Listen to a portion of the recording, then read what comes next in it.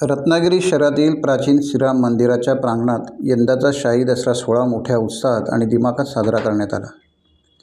या मंगलमय सोहळ्यात परंपरेनुसार 11 मानकरी पूजेला बसले होते।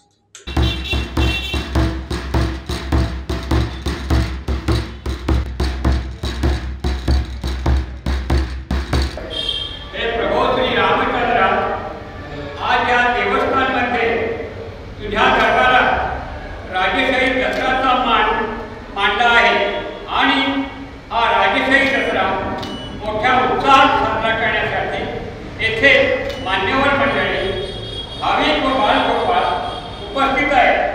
हे प्रभू श्री रामचंद्र सर्व भक्तजनांनी हाती घेतलेला हा राजेशाही दसरा सोहळा उत्तम प्रकारे पार पडो, तसेच सर्व भाविकांना व त्यांच्या कुटुंबियांना उत्तम प्रकारचे आयुरारोग्य लाभो आणि त्यांनी हाती घेतलेल्या प्रत्येक कार्यात त्यांना यश मिळो, तसेच या भूमीची त्यांच्या हातून सेवा करो व ती करण्यासाठी हे देवा प्रभू श्री रामचंद्र त्यांना उत्तम प्रकारचे बळ प्राप्त हो, ही तुझ्या चरणी प्रार्थना।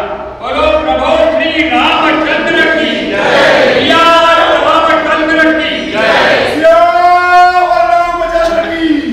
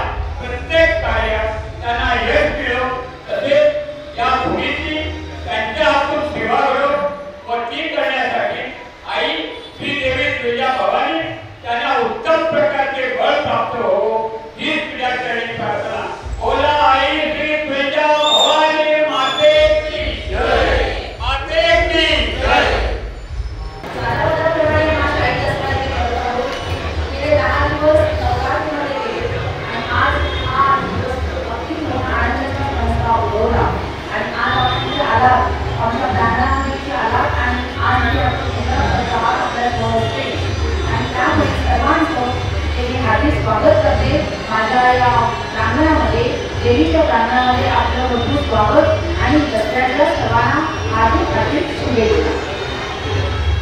धन्यवाद।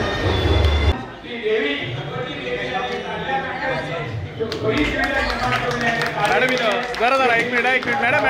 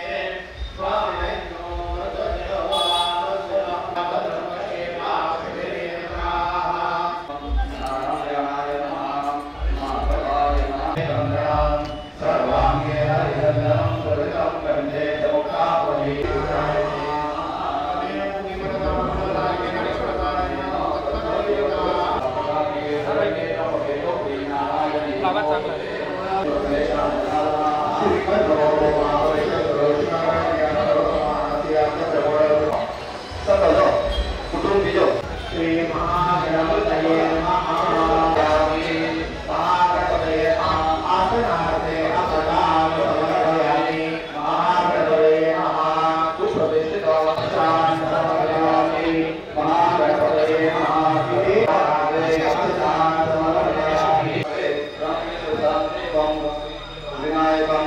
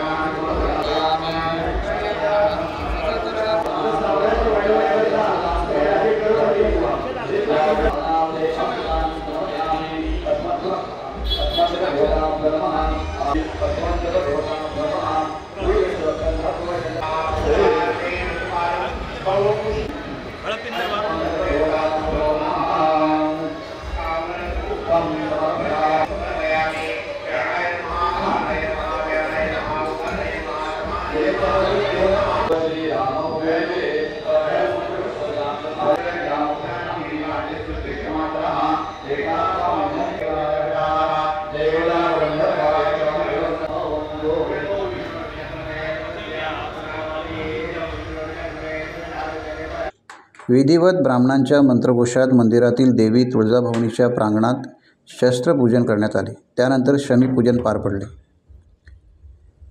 पूर्वी पती युद्धावर जात असताना पत्नी आपल्या पतीला युद्धभूमीवर शत्रूंपासून संरक्षण मिळावे आणि ते सुखरूप परत यावेत यासाठी त्यांच्या अश्वाची पूजा करत असत. याच ऐतिहासिक परंपरेची आठवण म्हणून श्रीराम मंदिरात आज खऱ्या अश्वाचे विधिवत पूजन करण्यात आले. अनेक सुवासिनींनी देवी तुळजाभवानीच्या प्रांगणात एकत्र येऊन हा पारंपरिक विधी पूर्ण केला.